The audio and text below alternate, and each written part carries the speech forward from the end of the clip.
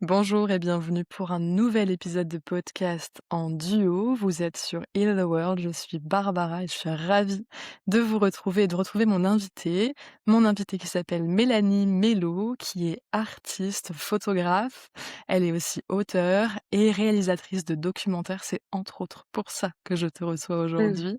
Bonjour Mélanie et bienvenue. Bonjour Barbara, merci. Avec un grand plaisir. Aujourd'hui, en fait, j'ai envie que nous partagions une conversation ensemble pour libérer la parole et l'expression autour de ce passage des premières règles, des premières lunes. C'est le titre de ton, enfin le nom en tout cas. Je sais pas si on parle d'un Mmh. titre pour un documentaire. C'est le titre, c'est ça. D'accord. Donc, première lune entre rites et tabous, l'histoire d'un passage. C'est à travers cet épisode, en fait, j'ai envie de saluer aussi, j'en profite maintenant, Julia Simon et Joanne Huttard qui ont Mmh, mis en lumière, mmh. ta proposition de contribution à ce projet de cœur et c'est par leur intermédiaire que j'ai fait ta connaissance et que j'ai eu l'élan de t'inviter pour, ce podcast. Est-ce que tu aurais l'envie, alors c'est toujours un exercice que de celui de se présenter, mais comment tu dirais aujourd'hui, la personne que tu es? Qu'est-ce que tu aurais envie de nous partager? Je suis donc Mélanie Mello. Le point de départ, en fait, de ce qui a guidé ma vie pendant de nombreuses années, c'est le fait que je ne me souvienne pas de mes premières règles et que je vive tout le passage de la puberté comme un énorme tabou, dans le sens où, je faisais 1,60 m à 12 ans. Là, aujourd'hui, je fais 1,80 m et donc tout mon corps, en fait, j'en avais honte. J'ai eu de la poitrine très tôt, j'ai j'étais très grande, donc ça faisait énormément, comment dire? Ça créait en fait un malaise permanent, quand j'étais à l'école et donc j'ai pas mal vécu le harcèlement scolaire par rapport soit à ma taille, soit par rapport à mes formes et donc quand j'ai eu mes règles, c'était vraiment la chose, que j'avais pas du tout envie de voir. Pourtant on en parlait quand même assez facilement à la maison, c'était assez libre. On n'était pas voilà, c'était pas non plus un sujet, tabou justement. On en rigolait même. J'ai été très vite maman, j'ai rencontré le père de mes enfants et j'ai été, complètement déconnectée malgré que j'ai eu des naissances à la maison et qu'on faisait l'école à la maison ou en voyage. J'ai été déconnectée de mon corps, pendant de nombreuses années. Je n'écoutais absolument pas mon corps ni mes cycles et ce qui était important pour moi, c'était quand même d'être dans la performance, d'être, linéaire et d'être toujours, la même photographe reporter, chaque jour avec le même niveau de forme, la même humeur et aucune vulnérabilité. J'allais toujours bien, j'étais toujours celle qui souriait et par contre, du coup, quand ça arrivait en fait, les moments où je pouvais craquer, c'était tous aux abris parce que comme c'était pas habituel, c'était vraiment plein de débordements parce que je me permettais pas d'exprimer au fur et à mesure, mes émotions. Voilà, ça c'est une présentation qui, relie le film et mon travail et cette conscience en fait à quel point on n'est absolument pas linéaire et quand j'ai accouché de mon deuxième enfant, j'ai accouché à la maison et il s'est passé quelque chose d'incroyable, c'est que déjà ça a été un accouchement incroyable et quand je suis retournée prendre, me rincer après l'accouchement, prendre une douche, je voyais le sang sortir de mes jambes et je me disais: «Mais c'est quand même magique la vie». C'était que juste avant, j'avais le bébé dans le ventre. Là, j'étais debout sous la douche en train de voir le sang s'écouler et de réaliser, en fait, à quel point c'est naturellement tellement bien fait. C'est pour moi, je voyais vraiment ça comme une forme de magie et j'ai eu l'impression qu'au moment où j'ai eu cette connexion-là, j'ai eu l'impression de me faire la promesse de commencer à aimer mon corps. C'est vraiment parti de là et aimer mon corps, c'était pas que aimer mon corps, par rapport au paraître, parce que ça je l'ai fait. J'ai fait du mannequinat quand j'étais plus jeune, donc voilà, ça je savais très bien faire, mais en fait, c'est je n'aimais pas mon corps parce que je n'aimais pas le rythme qu'il m'imposait, je voulais pas l'écouter, je mettais un couvercle dessus, les émotions et tout ce qui allait et j'étais dans un rythme de vie, qui pourtant en faisant l'école à la maison était quand même intense. Parce qu'on voyageait beaucoup, on était beaucoup en route avec les enfants. Il y avait voilà, il y avait les cours à assurer pour, les enfants. En fait, j'avais pas de temps pour moi, hein, clairement, c'était ça et je ne me donnais pas non plus de temps d'écoute, sans parler de temps, mesurable. Je voulais être toujours au top. Merci Mélanie pour ta présentation. Je trouve ça incroyable parce que, à travers ton parcours, j'entends donc quelque chose en lien avec le féminin et le masculin, ces 2 polarités-là. Et aujourd'hui, à travers ce que tu offres et ce que tu partages, tu donnes une voix à la féminité en particulier. Comment est-ce que dans le parcours de la femme que tu étais avec quand même une résonance avec, la polarité yang, peut-être plus que de masculin et de féminin, donc cette action, cette énergie très linéaire dans une forme de performance, comment est-ce que ça s'inscrit dans ton parcours, cette envie d'exprimer et de partager pour les femmes? Avant d'expliquer comment ça s'inscrit, j'ai besoin d'expliquer le point de départ. C'est qu'en fait, quand j'ai accouché de mon benjamin, Léo, qui a 8 ans aujourd'hui, j'ai eu un accouchement très, très compliqué. J'ai vécu des violences gynécologiques, vraiment importantes, qui ont fait que j'ai été, pour la première fois de ma vie, vraiment en colère. Et en fait, la colère, c'était une émotion avec laquelle j'avais beaucoup de mal. Et en fait, cette colère, de ce qu'on m'avait fait vivre, et cette colère de pas avoir été, à la hauteur pour accoucher comme je voulais, enfin toutes les colères qui étaient envers moi, envers l'extérieur et cetera, et envers, le domaine, enfin le milieu médical, qui était pour le coup pas vraiment médical parce que c'est un accouchement à la maison mais qui s'est très mal passé.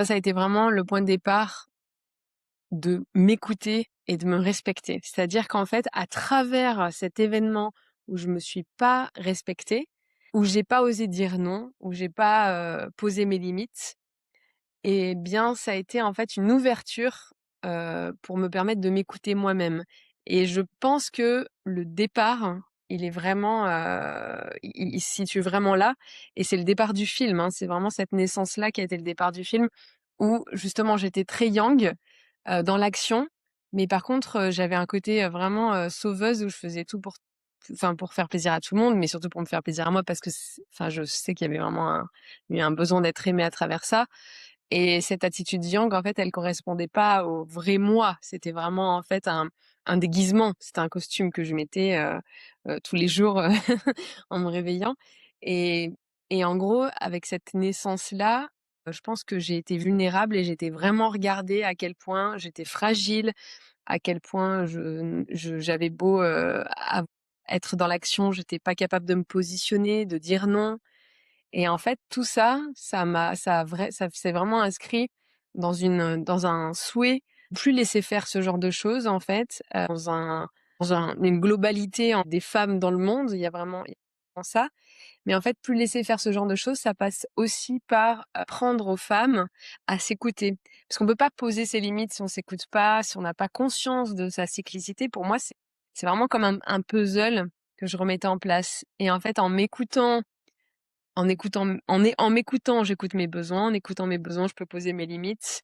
Et en fait, de cette sorte-là, je peux me respecter et ne pas forcément tout non plus, rejeter, la faute, enfin la responsabilité de ce qui m'est arrivé sur l'autre. C'est ce que j'ai fait avec, la sage-femme qui m'a accompagnée, c'est que j'ai réussi à la pardonner, de ce qui avait été, ce que j'avais considéré, comme, enfin, à l'époque, je me considérais comme une victime et j'avais complètement subi, mais il y a aucun moment, en fait, où j'ai été obligée. J'ai toujours dit oui, en fait, à ce qui a été proposé. Il y a des choses où je me suis laissée surprendre parce que j'étais dans un état de vulnérabilité, mais je pense que si j'avais appris à m'écouter plus tôt, et donc écouter aussi mes cycles et écouter mon émotionnel et tout ce qui est rattaché au rythme de la nature, là où je veux en venir, c'est qu'en fait, le film, j'ai l'impression que c'est la première fois que j'arrive à le résumer ainsi. Il part du principe que dès qu'on a ses premières règles, on a un signal dans notre corps, et ce signal dans notre corps nous amène à écouter.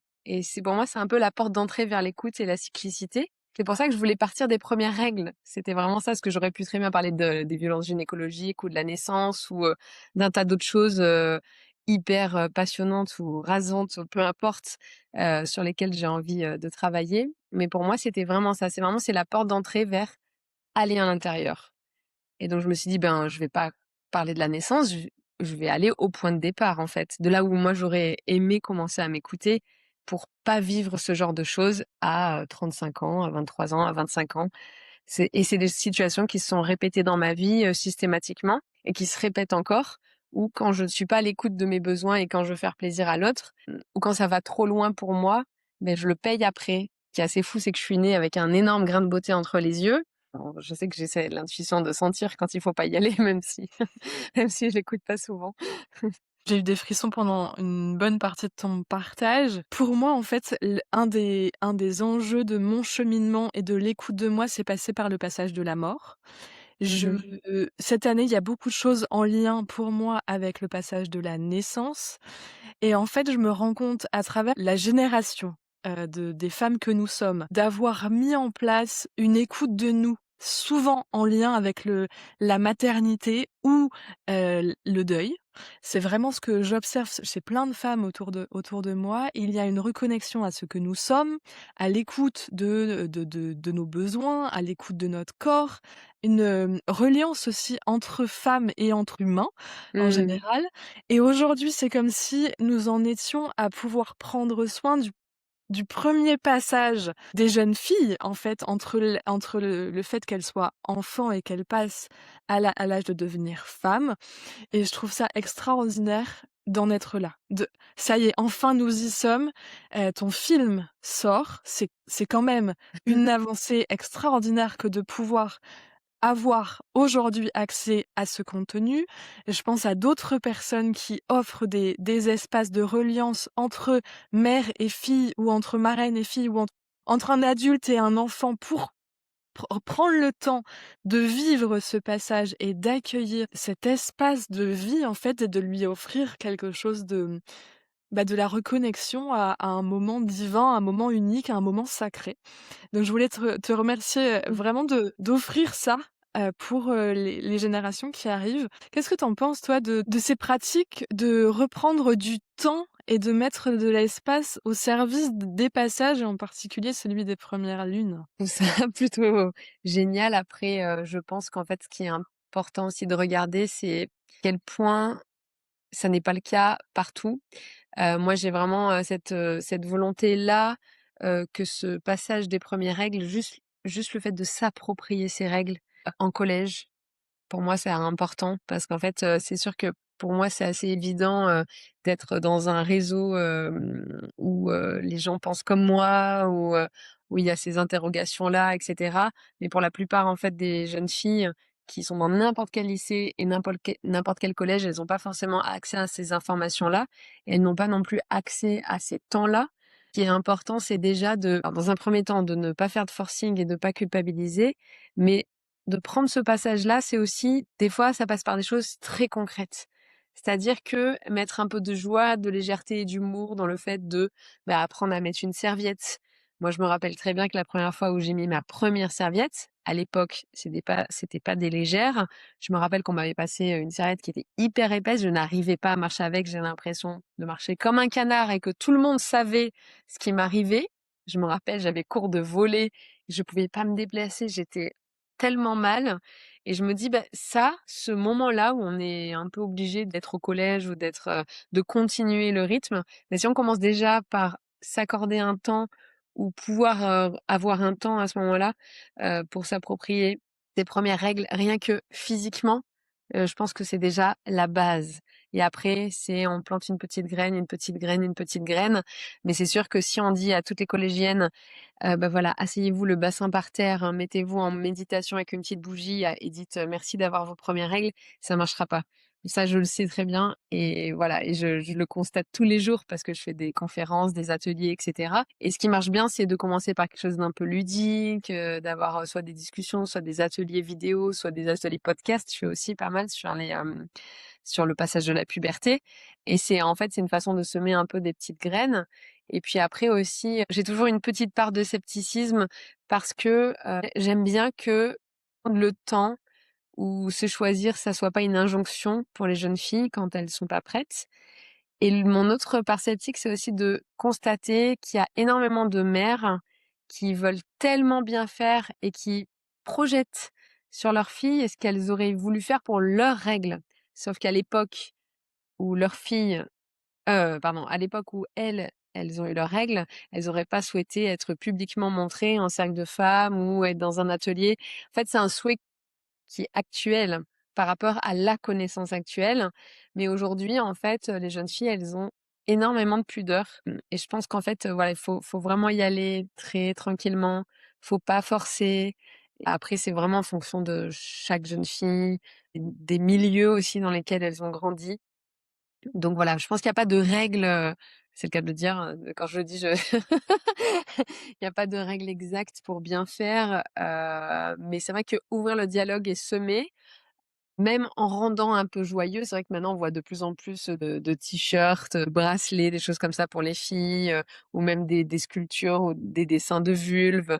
Bah, en fait, c'est vrai que tout ça, c'est une façon, un peu rigolote, donc ça peut pas être extrême, mais je pense qu'on est vraiment obligé d'aller vers ça pour revenir après à un équilibre justement qui soit bien situé entre les 2. Le fait justement qu'on ait été carrément, tout mis, sous le tapis, on cachait et cetera. À maintenant aujourd'hui d'être plus, dans un équilibre en fait avec, le tabou et le non tabou, voilà, c'est l'extrême va permettre de revenir à l'équilibre, on va dire ça. Mais bon, ou pas. Enfin, on peut rester dans l'extrême aussi, ça peut être sympa. C'est intéressant d'avoir, ton point de vue. Moi, ce que j'entends à propos de Première Lune aussi, c'est que tu as pris un temps qui va concerner, de façon, globale, quasiment une personne sur 2 sur la planète. C'est-à-dire qu'on a à Exactement. peu près un individu sur 2 qui allons faire l'expérience des règles. Et en même temps, à travers, Première Lune, j'entends aussi une reconnexion à l'unicité, au fait que chacune ait son expérience propre, en Mmh. fonction de sa famille, en fonction de sa culture, en fonction de Mmh. de son pays ou de la communauté dans laquelle elle se trouve. Et j'aime vraiment le fait que tu offres des regards et des propositions, des suggestions, en tout cas c'est comme ça que je ressens, Première Lune, pour explorer, pour balayer des choses différentes, pour montrer des propositions parce qu'effectivement, tu viens entre la France, le Canada, le Sénégal, le Rwanda et la Réunion, je crois. Oui, bravo.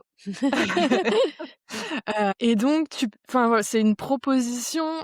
Ce qui m'intéresse à travers, ça, donc ce fait d'être, en lien avec la singularité de ce passage pour les unes et les autres, c'est de savoir déjà comment est-ce que tu as choisi les nations, enfin les lieux finalement qui t'ont accueilli pour cette expérience et ce documentaire? Ça a été quand même, 6 à 7 années de recherche. Donc j'ai, étudié, carrément des textes et des thèses sur les rites de passage et les plus passionnantes, c'était des pays vraiment dangereux où je ne me suis pas rendue.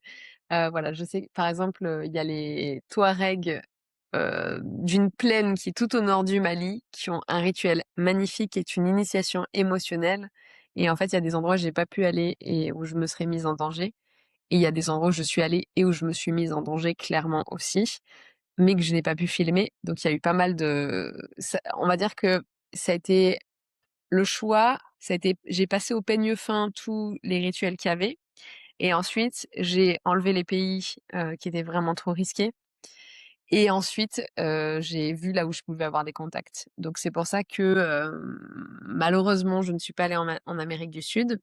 Déjà parce que je ne parle pas du tout espagnol, mais j'aurais pu très bien y aller avec, une personne tierce. Mais ça a pas été fluide, il y a pas eu de j'ai pas eu de connexion particulière avec, l'Amérique du Sud, alors que j'en avais très envie, mais j'ai pas forcé. Donc je me suis quand même assez laissée porter par les contacts. Au début, je savais exactement ce que je voulais, donc j'avais créé mes personnages idéaux et puis quand les portes se fermaient, je me laissais quand même porter justement par, ce qui se présentait à moi.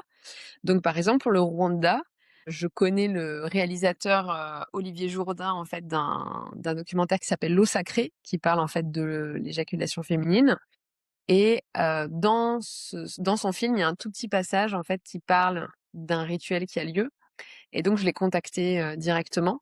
Je n'étais pas du tout dans le milieu du cinéma, donc j'avais vraiment zéro contact et donc je l'ai contacté sur Facebook, sur Instagram, par email. Il m'a jamais répondu et puis je l'ai trouvé sur IMDb et sur un site, un jour j'ai trouvé son email. Alors voilà et là je me suis dit: «Bon, si là il me répond pas, là je ne force pas, ça veut dire que» et là il m'a répondu et il m'a prêté sa voiture, son appart au Rwanda et il m'a laissé y aller, il m'a donné les contacts et cetera et donc du coup j'ai pu, aller à la rencontre de ces jeunes filles parce que c'est quand même, voilà, c'est quand même pas toujours facile parce que c'est plus difficile que de trouver une femme qui va accoucher, de trouver une jeune fille qui va avoir ses premières règles et qui va célébrer ça. Donc souvent, c'est moi qui me suis calée sur les dates qui étaient déjà prévues de leur rituel. Il y a un rituel où j'ai pas pu aller en Colombie parce que c'est tombé en plein Covid, donc tout a été annulé, il a été préparé 6 mois à l'avance. Donc ça, c'était la seule porte ouverte que j'avais eue vers l'Amérique du Sud Mais voilà, mais tout s'est fermé, mais c'était et d'ailleurs je devais y aller avec Johan. Voilà, et donc ça s'est fermé. La Namibie, ça s'est fermé alors qu'ils ont un magnifique rituel, mais en fait, ils me demandaient des droits, exorbitants, pour filmer, voilà, et qui ne reversaient rien au peuple et cetera. Donc du coup, j'ai pas voulu cautionner ça. Pourtant, j'y suis allée 2 fois. Et ensuite, pour le Sénégal, c'était pas du tout prévu que je filme au Sénégal. C'est moi qui posais des questions comme ça. Donc j'y suis pas allée avec le même matériel. Donc heureusement que la personne qui a fait le mixage, a réussi à récupérer le son qui est pas de super qualité parce que j'y suis allée avec un appareil photo qui n'est pas du tout les mêmes caméras qu'il y a le long du film. Et après, en fait, ça a été beaucoup, de personnes qui m'ont dit: «Ah mais tu connais, un tel, c'est un chef algonquin, il est au Québec, contacte-le peut-être, on sait jamais». Et ce chef, et sa femme m'ont dit qu'ils avaient aucun contact et ils me renvoyaient toujours vers leur assistante pendant hyper longtemps. Et un jour, elle m'a envoyé un message en me disant: «Écoute, j'ai une grande nouvelle, je connais quelqu'un qui va célébrer, ses premières règles, voici son contact». Et là, j'ai pris mon billet d'avion en 2 jours, j'avais tout bouclé, c'était pas du tout prévu que je parte. Donc ça a été vraiment un espèce de jeu, j'avais l'impression de jouer à cache-cache, voilà, il y a eu ça et puis après la réunion, ça a été aussi par non, mais ça a été comme franchement, ça a été quand même tout le temps par contact Ouais. et parce que j'en parlais tout le temps. C'est-à-dire que c'est sûr que si j'avais pas abordé le sujet, dès que j'allais quelque part, j'étais tellement passionnée, je sais pas, c'était ma raison de me lever. Alors, il y avait mes enfants, ma raison de me lever le Mmh. matin, mais c'était vraiment, j'avais l'impression que c'était ma mission. Alors je sais que ça fait rire des gens, voilà, parce qu'il y en a plein qui disent, «On n'a pas de mission», voilà, parce que c'était peut-être des croyances, mais moi je le sentais, c'était mon appel, tu vois? C'était vraiment: «Non mais il faut», enfin c'était vraiment, je dois le faire, et donc pendant 7 ans, ça a été, très intense. Il y a eu des annulations, il y a eu des choses qui se sont faites, des choses qui ont été ratées, des et ça a été vraiment une aventure et puis en plus, bah, de m'adapter à chaque fois à chaque climat, à chaque pays, de partir, de revenir dans le pays, de la langue et d'avoir des traducteurs, d'être sûr que la traduction était la bonne. Donc ça a été, refaire traduire par une autre personne. Ça a été vraiment voilà. Donc choisir, je sais pas si j'ai vraiment choisi, que moi, en fait, tu vois? Ouais, c'est très intéressant Ouais, comme point de vue. En tout cas, on sent quand même qu'il y a une co-création. Alors moi, j'appelle ça une ouais, c'est co-création ça, avec la vie, c'est ça, et puis exactement. des facilités. Quand tu m'en parles, en fait, j'avais pas prévu de te poser cette question-là, mais je pense à mon cheminement, moi, donc cet été, sur un vraiment quelque chose d'autre. Cette notion d'appel, j'ai, fait l'expérience de laisser partir le nom que je portais pour embrasser mon nom de jeune fille. Je t'en ai parlé en off avant cet épisode-là.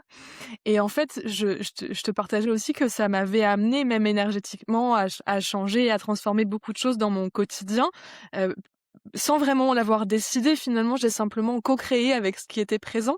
Et là, je me demande, toi, par rapport à Première Lune, donc effectivement, aujourd'hui, tu vas nous offrir un film et un documentaire et que je lui souhaite et je vous souhaite à tous les 2 une très belle aventure et d'être diffusé, largement. Mais qu'est-ce que toi, ça t'a fait expérimenter? Enfin, comment est-ce que Waouh! Ouais, non, tu mais je suis en plein dedans, donc c'est la question est parfaitement juste. Alors ce qui est assez fou, c'est qu'en fait, du coup, quand j'ai commencé le film, ma fille a eu ses premières règles 6 mois après mon projet, non, même pas 6 mois, oui, si, 6 mois à peu près après que je décide d'avoir ce projet. Elle avait 11 ans, donc c'était jeune. Alors je sais pas si c'est parce qu'on en parlait tout le temps, des fois je me pose la question, et elle a célébré ses premières règles, du coup en 2019, en avril 2019 exactement. D'ailleurs le 9 avril 2019, parce qu'en plus elle l'a noté dans sa chambre. Il y a quelques jours, le 12 septembre, mon film a été donc terminé.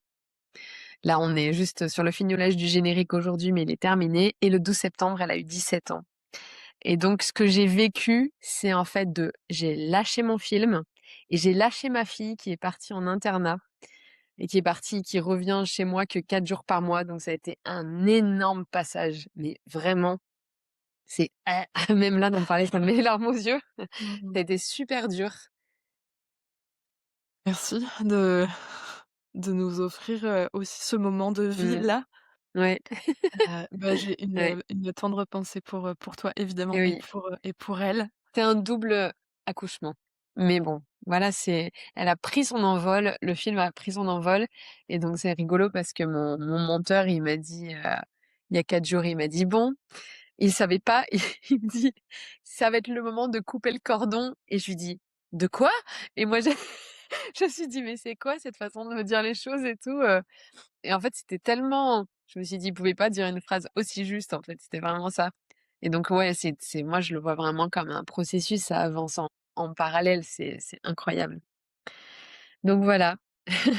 Merci pour, Avec ton plaisir, partage avec plaisir. et une sensibilité particulière pour les pays que tu as choisis. Je te l'ai partagé, donc je suis aujourd'hui en France, de nationalité française et de nationalité canadienne, avec, un parcours assez initiatique au Sénégal, dans plein d'espaces et en particulier dans ma relation au temps. Et Mmh. je trouve qu'à travers Première Lune, effectivement, il y a, un enjeu, sociétal autour de ce passage d'un âge à un autre pour la jeune fille. Mais je trouve aussi, mais c'est peut-être juste par rapport à ce que moi j'expérimente, mais qu'il y a une invitation à ramener du sens et à ramener de la présence et du temps dans la vie, dans ce qui est Mmh. vivant. À travers mon expérience au Sénégal, je repense à Tiffen Goualda qui m'avait accompagnée avec quelqu'un qui s'appelle Fodé et qui nous avait partagé: «En Europe, vous avez les montres Oui, et nous c'est les ici en Afrique oui, Afrique, oui. on Nous a le avons le temps. temps, je Nous la avons connais. le temps». Oui. Qu'est-ce que tu dirais toi du rapport du temps avec Première Lune? Est-ce que tu en partagerais quelque chose? Je pensais direct à la phrase que tu as dit parce qu'on me l'a dit plein de fois, vu que je suis allée beaucoup en Afrique, donc je la connais pas mal celle-là. Surtout quand je marchais vite, on me le disait souvent. On me voyait marcher vite et on me disait: «Les Africains, enfin la oui, les Européens ont la montre et les Africains ont le temps».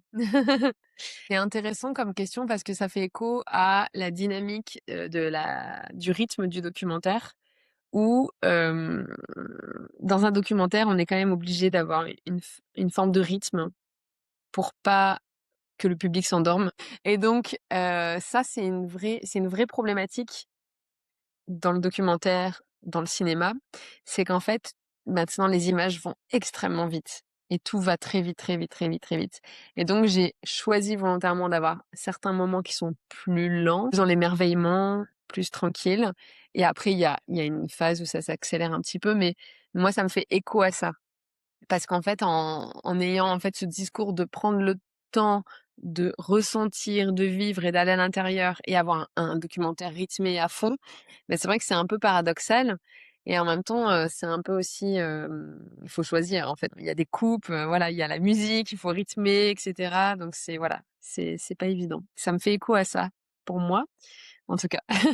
Mais j'entends un enjeu de cohérence et de faire en fonction de ce qui a du sens aussi pour toi et sûrement en lien avec ce rapport au temps et à la cyclicité C'est ça. aussi à travers, la femme que tu es et je partage une dimension de l'enjeu à travers le podcast où je Oui, sens tu que tu dois faire des coupes. voilà, je sens qu'il y a besoin de rythme et en même temps, j'ai aussi envie de laisser de l'espace à la contemplation et à l'émerveillement et au silence parce que finalement, il y a énormément à prendre aussi dans ces Mmh. espaces-là. Voilà, c'est des partis pris. Peut-être ma dernière question avant de te proposer de nous partager, la suite pour Première Lune, ça serait en lien avec la place des hommes. J'avais envie de te proposer un espace pour me raconter un peu parce qu'effectivement c'est un documentaire sur, un passage que les femmes vivent, les filles en particulier, mais surtout les femmes finalement, ça fait partie de notre parcours. Mais comment ça s'inscrit dans le rapport ou la relation aux hommes d'après ce que tu en as expérimenté, d'après ce que tu en as vécu? Ça dépend les pays, évidemment. Au Sénégal, on n'en parle pas. C'est une déjà entre femmes, on n'en parle pas, donc avec les hommes non plus. Au Rwanda, il y a pas de tabou autour de la sexualité, il y en a aucun. Par contre, autour des menstruations, c'est vrai que le sujet a pas été forcément, levé, mais en tout cas, les hommes en général sont très attentifs au plaisir de la femme, à l'intimité, à la sensualité et cetera. Donc il y a quand même un équilibre homme-femme qui est très présent. Quand je suis allée faire, tourner le rituel à Nantes, ce qui était hyper intéressant que m'a dit le père et qui est dans le film, c'est et qui m'a dit aussi en off, c'est le fait que souvent, en fait, c'est une histoire de femmes et que les hommes, ils ont envie d'être sensibilisés et que parfois aussi, il y en a qui peuvent se sentir être mis de côté. C'est-à-dire que dans le fait de vouloir, remettre la sororité au premier plan, la transmission de grand-mère, mère-fille et cetera en premier plan, bah, des fois, il y a des hommes qui peuvent se mal le vivre et se sentir mis de côté parce que, il y a quelqu'un qui va leur dire: «Ah, c'est une histoire de femme, laisse-nous, c'est entre nous» et cetera. Alors qu'en fait, justement, j'avais eu un autre papa qui m'avait expliqué ça, qui n'est pas dans le film, qui m'avait dit: «Moi, je voulais juste aider, en fait, à installer la tente rouge, mettre les bambous» et en fait, on m'a dit: «Non, non, non, non, c'est nous qui faisons, c'est un truc de femme» et cetera et lui, il avait juste besoin, à sa manière, en fait, de participer au rituel de sa fille et il s'est senti exclu.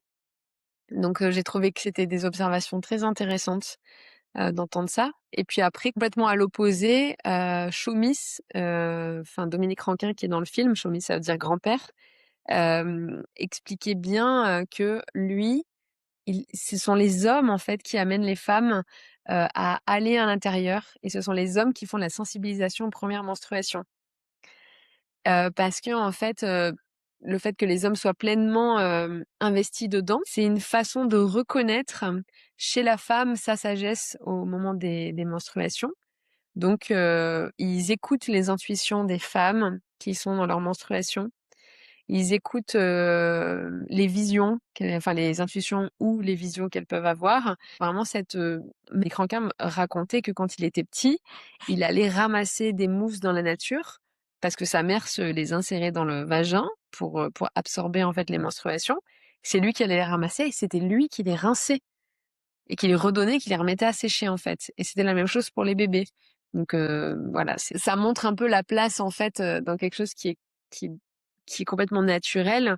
Et du coup, la place est aussi complètement naturelle, mais avec une place un peu masculine. Donc on est dans quelque chose d'un peu plus logistique, mais je trouve ça aussi très beau parce que c'est de l'ordre de l'organisation, d'aider, la femme à combler ses besoins, de matériel ou de prendre soin d'elle et cetera ou d'être dans une tente rouge. Mais je sens ils ont besoin d'avoir une place, tout simplement, d'y trouver eux-mêmes du sens.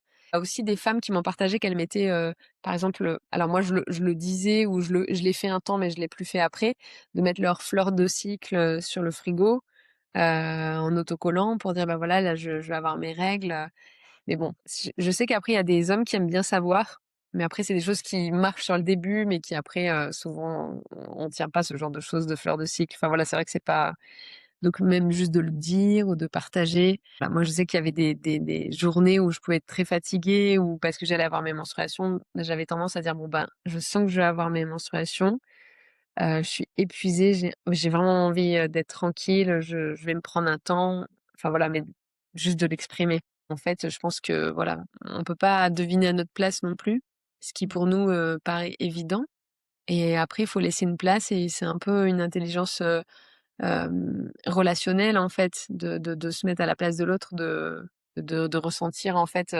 place qu'il pourrait prendre même si elle est infime, mais je trouve que c'est important d'y penser.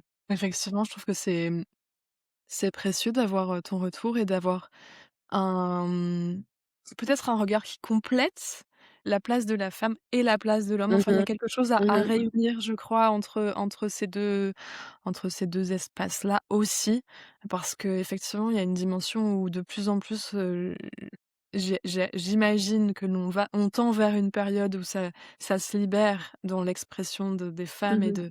et des jeunes filles. Mais ouais, comment est-ce qu'on fait le lien ensemble et comment est-ce qu'on ramène de la vie et de la simplicité, de l'évidence dans, en fait, c'est naturel et Oui, c'est c'est ça. vivant, c'est des processus simples si on en Voilà, il parle. faut passer par des choses bah, c'est comme pour, sensibiliser. Il faut passer pour moi par des choses très simples au début pour petit à petit après cheminer ensemble. Faut je Ouais, je pense qu'il faut y aller, pas après pas. C'est important. Et après ce qui est important aussi, c'est de penser aux pères qui sont seuls avec leurs filles parce que ça souvent, eux, ils ont aussi besoin de savoir. Il y a plusieurs pères qui m'ont écrit, souvent par email en me demandant, comment faire, qui savaient pas trop, qu'est-ce qu'il fallait surtout pas dire. Alors souvent ils sont inquiets, ils ont peur de faire mal Et voilà, moi je leur dis: «Ben, en fait, tant que vous faites avec le cœur, même si c'est maladroit, ça ira très, très bien». Il y a et donc souvent, i de plus en plus, j'entends des jeunes filles qui ont leur père qui sont assez ouverts à la discussion et qui voilà, qui vont acheter les serviettes eux, qui veulent absolument faire ce genre de choses. Donc on est quand même dans quelque chose de concret parce que l'émotionnel, voilà, on peut y aller ensemble, mais ça passe par montrer que je suis disponible, en tant que père. Si, je me préoccupe pas déjà d'être sûre qu'elle ait, des serviettes ou qu'elle ait pas mal au ventre et des choses comme ça. En fait, c'est des portes d'entrée pour moi, c'est vraiment ça. C'est très, très beau et ça ouvre aussi des espaces dans la relation de partage, Mmh mh. d'expériences, de plein de choses. C'est tellement précieux. Merci Mmh. infiniment, Mélanie. Je Avec suis plaisir. très heureuse d'avoir eu cette conversation avec toi. Est-ce que tu peux nous partager la suite de Première Lune? Tout Comment à est-ce fait. qu'on comment est-ce Et qu'on bah, retrouve? je suis assez débordée, donc il est il est en avant-première à partir du 7 octobre jusqu'au 7 janvier. Après il est en sortie nationale le 7 janvier. Il y a la possibilité de sur le site internet de premièrlune.fr de voir toutes les avant-premières que j'essaie de mettre à jour tous les 3 jours, avec les nouvelles dates qui s'affichent. Pour l'instant, je suis présente à toutes les avant-premières. Il y a souvent des associations oui, donc j'ai un grand tour qui est prévu, j'ai prévu de changer de voiture. Voilà, donc je suis qu'à présente à toutes pour l'instant et après, il y aura des ciné-débats. Il y a des dates qui sont déjà calées jusqu'en juin de l'année prochaine pour permettre aussi aux collégiens de participer à des séances l'après-midi. Voilà, donc il suffit juste de regarder, les avant-premières, de réserver aussi, parce que des fois ça va très vite. Quand il y a une association qui vient, par exemple, ça peut très vite se remplir. Donc voilà et après, ben, faut pas hésiter à en parler, proposer des séances, près de chez soi. Je mettrai évidemment toutes les informations en description de cet épisode de podcast. Merci. Je souhaite à une très longue vie à ton projet et à ce cheminement-là. Je suis certaine que ça va t'emmener, dans d'autres espaces. J'ai été ravie de te recevoir. Merci beaucoup Merci pour, à ta toi. présence et bien, Merci à bientôt. Barbara. À bientôt.